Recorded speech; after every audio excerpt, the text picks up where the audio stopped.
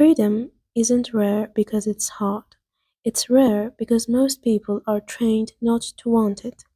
And once you see this, you can't unsee it.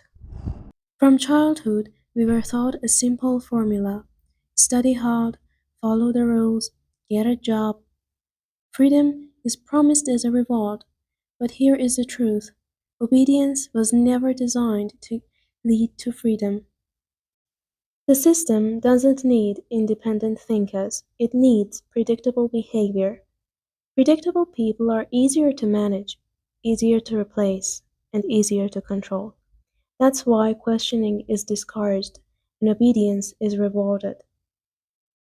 Freedom comes with responsibility, and responsibility is uncomfortable.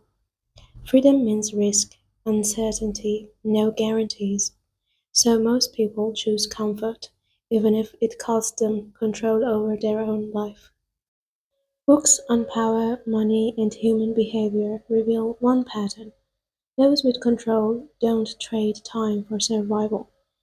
They build leverage, they own assets, they create systems. The uncomfortable truth is this: hard work makes you tired, leverage makes you free. Freedom isn't hidden, it's avoided.